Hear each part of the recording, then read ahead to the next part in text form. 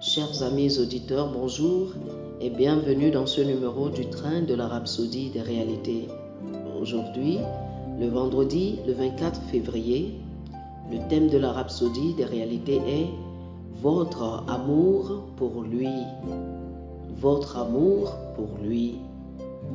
2 Corinthiens chapitre 5, le verset 14, notre verset d'ouverture nous dit 2 Corinthiens chapitre 5, le verset 14 nous dit « Car l'amour de Christ nous presse, parce que nous estimons que si un seul est mort pour tous, tous donc sont morts. » Alléluia. L'amour que Paul avait pour le Seigneur était la motivation derrière sa passion débordante pour la prédication, pour défendre et s'appuyer sur la vérité de l'Évangile. Lisez Galates chapitre 2 du verset 11 au verset 21 et voyez comment il a défendu la vérité en parlant à Pierre. Il a dit « Mais lorsque Céphas vint à Antioche, je lui résistai en face parce qu'il était répréhensible. En effet, avant l'arrivée de quelques personnes envoyées par Jacques, il mangeait avec les païens.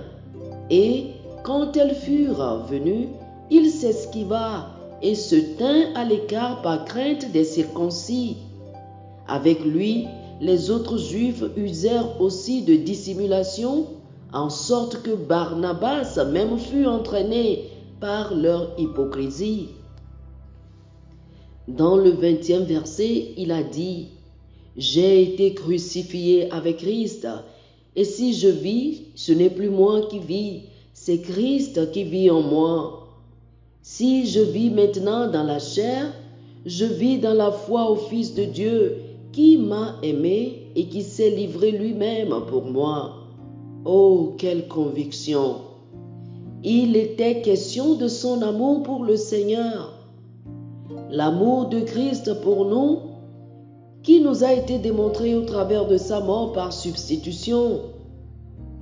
Cela doit provoquer en nous cet amour dont Paul parle. Et comme dit Jean dans 1 Jean chapitre 4, le verset 19, il dit « Nous l'aimons parce qu'il nous a aimés le premier. » À quel point l'aimez-vous? Il est important que très souvent, vous lui ouvrez votre cœur dans la prière et que vous lui dites « Seigneur Jésus, je t'aime de tout mon cœur, aujourd'hui et pour toujours. C'est ce que je veux faire, t'aimer et pratiquer ta parole. » Votre amour pour Jésus-Christ représente plus pour Dieu que tout ce que vous pourriez lui donner. Alors, aimez-le de tout votre cœur et démontrez cela en obéissant à sa parole. Oh, alléluia! Chers frères et sœurs, je vous invite à faire cette confession avec moi. Seigneur Jésus, je t'aime sincèrement de tout mon cœur et pour toujours. C'est pour cette raison que je vis, c'est de t'aimer et pratiquer ta parole. Je suis poussé par mon amour pour toi à prêcher l'Évangile et à accélérer urgemment la prédication partout dans le monde. Amen. Oh, alléluia. Pour plus d'études, je vous invite à lire Jean chapitre 14, le verset 15, 1 Jean chapitre 5, le verset 3 et 1 Jean chapitre 4, le verset 19. Jean chapitre 14, le verset 15, 1 Jean chapitre 5, le verset 3 et 1 Jean chapitre 4, le verset 19. Que le Seigneur vous bénisse. Amen.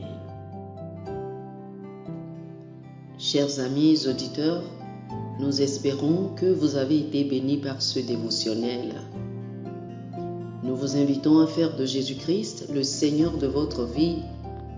Si vous voulez recevoir le Seigneur Jésus comme le Seigneur et le Maître de votre vie, faites cette prière avec moi. Dites ceci après moi, s'il vous plaît. Ô Seigneur Dieu, je crois de tout mon cœur en Jésus-Christ, Fils du Dieu vivant. Je crois qu'il est mort pour moi et Dieu l'a ressuscité des morts. Je crois qu'il est vivant aujourd'hui. Je confesse de ma bouche que Jésus-Christ est le Seigneur de ma vie à partir d'aujourd'hui. Par lui et en son nom, j'ai la vie éternelle. Je suis né de nouveau. Merci Seigneur d'avoir sauvé mon âme.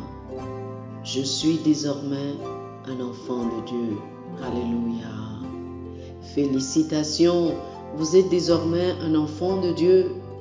Pour recevoir plus d'informations sur comment vous pouvez grandir en tant que chrétien et pour avoir une copie physique et une copie électronique de la Rhapsodie des réalités, appelez-nous sur le plus 228 91 74 69 79 plus 228 91 74 69 79.